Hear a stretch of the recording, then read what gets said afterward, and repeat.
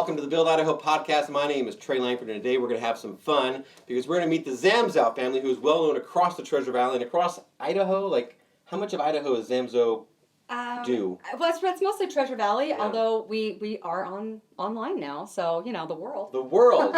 This is Callie Zamzow. So, Callie, tell us a little bit about you and what you do for Zamzows, and what's the Zamzow story? Gosh, there are lots of Zamzow stories. Like, we're notorious for having stories, so Yeah. I'm not sure which one. So, as it stands right now, my brother and I are co-CEOs of the company. Because we hear you on the radio. Yes. And so we kind of divide and conquer in running the companies. My dad, Jim Zamzow, is still involved with the business. At what level? 90%, 80%? It depends on the day. Yeah. It depends on the day. We were teasing him yesterday about, him seagull managing on occasion. You know what that is? Yeah. Swoop in, make a mess, fly away. But he's, my dad's a mad scientist at heart, and so he's really in his bliss right now. He's inventing things. He's working on new stuff, and so he likes that more than anything. Can we hear like one thing he's inventing? Right now he has there's a codling moth, a natural way to take care of codling moths, and codling moths are very destructive for fruit. And so he has a natural way to address it, and it's amazing. It works very, very well. Cool. And and it's natural. Like, all right. That's so even better. The Zamzow way. Yes, exactly. So when you eat that fruit, you're not poisoning yourself, which is great. So what are the origins of Zamzows? Like, I hear about Grandma Z, right? How do we get started? Okay, well, so the fun little story that we love to tell, because it's sort of strange, is that my great-grandfather, August, was coming with his brother. He was heading from Minnesota to California. This is in the early 1900s. And the two of them were going to go make a life together. So, like, not together, but they were going to go to California and discover, what they were meant to do. My great-grandfather was 17. His brother was 19. They get on a train. They couldn't afford to sit where like the humans were, so they were in the cattle car, like the livestock area.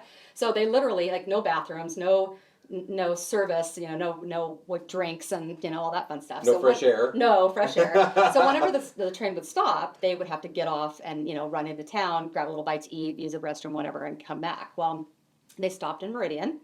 And my grandfather apparently drew the short straw to run into town, get sandwiches, and come back.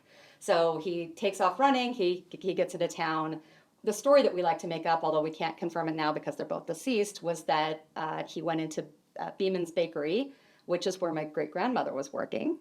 We think there might have been a little flirting going on or something, but he got waylaid. For some reason, it took him a little too long, and when he came back with the sandwiches, the train was already moving. Gone. It was moving. So he had to run.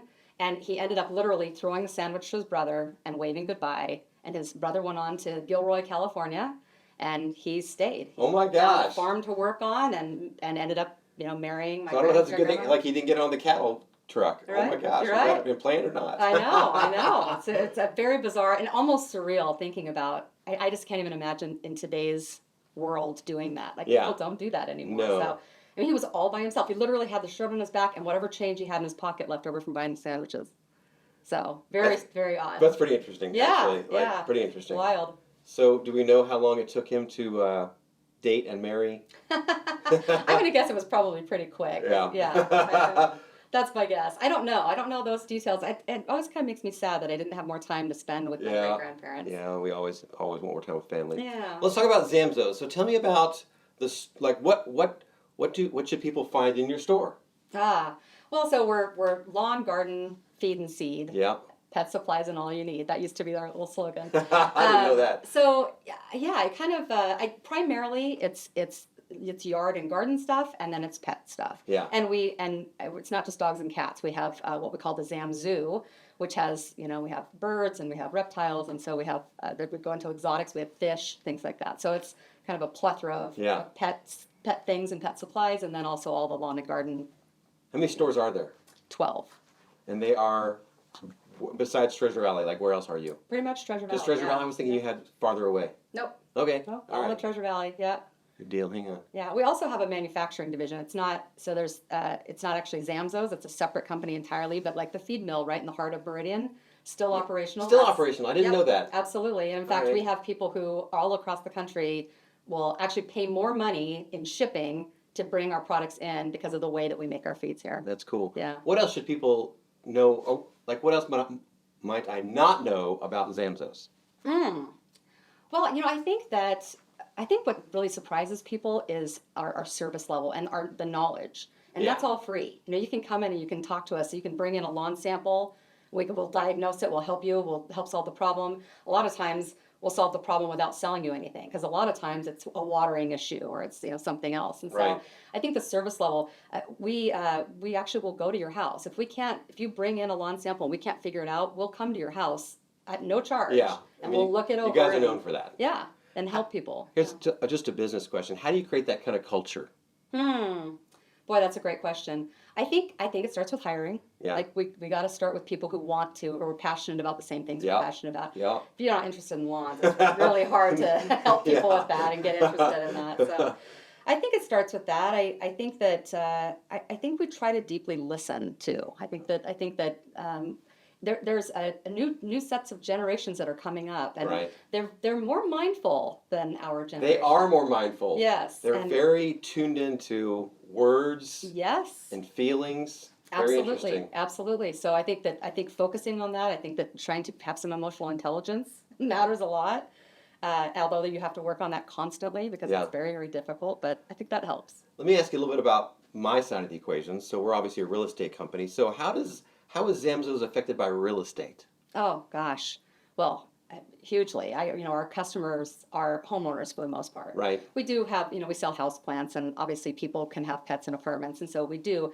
But primarily it's homeowners. Homeowners ideally with a yard, and ideally if they have a yard, they have a pet. So that's our ideal base. And so, we're affected very deeply when somebody moves. Even within the valley, they move from one house to another. Usually there are new yard or they want to start a garden.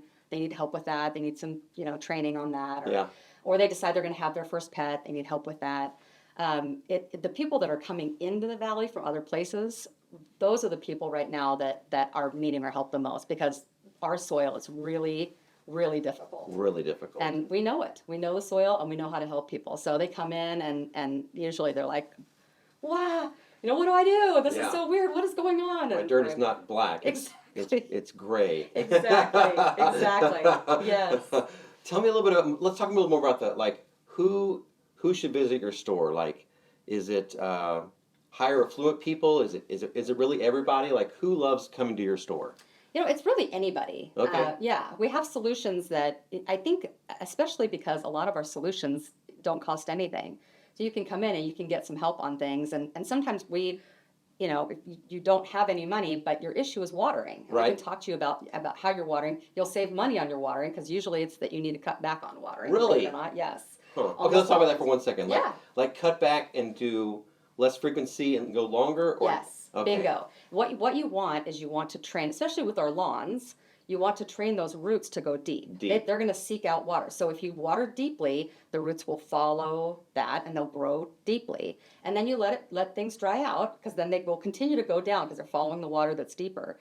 If you continue to, if you water a little bit every single day, then the roots stay right at the surface. And when we get these really, really hot temperatures over 100 degrees, they just fry. And your lawn just... So we're all about flood irrigating. Yeah, love it. If you can flood irrigate, that's the best thing. We grew up with that, and aside from that, it's fun. Flood irrigating, a little bit of work, but kind of fun to play in the yard. Yeah. Kids love it. Let the hose run. Exactly. Tell me about some of the more popular items at Zamzows. What do people come in and seek out? That's a great Besides question. advice. Yeah. The proprietary products, I think, is probably the biggest thing. We have our lawn program. Yeah. We also have a tree product that is miraculous. We've been saving trees. What's it called? Well, it used to be called Save a Tree. Okay. And then we had to change the name because somebody back east already had the name. It wasn't a product, it was a service, but they wouldn't let us use it. And so we changed it to Thrive. That's right. But Thrive is it works on trees, it also works on everything else. I don't want to embarrass myself, but that's the one you add water, let it sit for 3 days. Oh, that's our compost tea. Oh my gosh. Yeah, so you use that as a base product, and then you add a little bit of dirt from your soil and maybe some leaf matter and that kind of thing, and then you let it steep like tea. Yeah. And then that builds all those microbes up. Yeah. And then you put the microbes out on the soil, and it just. All right, so let's get personal. You're a homeowner. Yeah. Do you have the greenest grass on the block? Because you have to. You know what? I do have to. On occasion, I too will mess something up. Or what usually happens is I won't be paying attention to my my sprinkler system, as we do. Yep. And there'll be a dry spot, or something will happen. Maybe my husband cuts the lawn, and so usually he does a great job. Sometimes it gets a little too short, like around the edges, and then bill bugs might come in, and so we have to address. So every once in a while, do the neighbors let you know that their garden's oh better? yeah, they'll definitely tease us. They have no problem teasing us about that. That's for sure. In fact, if everybody came by our house right now, they would say, "Callie, the weeds are winning," because there are so many weeds in our flower bed right now. Not been able to get out there, and they're just. I get that field bindweed, and it just it strangles everything out. What about garden? Yeah. Big garden or little garden? I used to have a very little garden. 2 years ago, we tilled up a whole side yard, and so now I have a huge garden. I didn't realize how much work it was going to be. So I do have a very large garden. However, it is probably not worth bringing a camera in and filming. It's not like, so my father's is perfect. My dad and my mother they have a huge garden. It's gorgeous all the time. I don't know how they do it. I guess because they're semi-retired, they have a little more time on their hands. But I have a big garden, lots of weeds, but very good stuff. I use all the products, and so very good stuff, but it's not pretty. My garden is not pretty. Is it visible to everybody? No, okay. It has a big fence around it, so nobody can see it. Let's go back to the dog food. Yeah. I mean, that's the kind of is that the premier product of Zamzows probably? And that's what I hear most about. Yeah.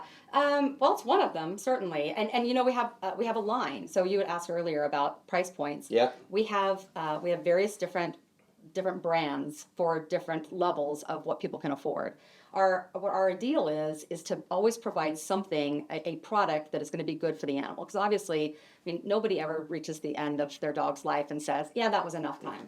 We always want, if I could just have any more time. And we create more time by feeding them well. Yeah. And so even if you can't afford like the super duper premium, or, hand mixing and doing raw or whatever, all these things that some people can do, you have an option at Zamzows for affordable and also quality. Yeah. So we have various different levels, with Grandma Z's being the top level, the one that has all the bells and whistles, and Give me just what makes it unique and better. I think, well, first and foremost, there are formulas. So I told you my dad's a mad scientist. So the nutrient packets that are in there, the amount of nutrients that are in there matters a lot. And we learned that actually back in my grandfather's era.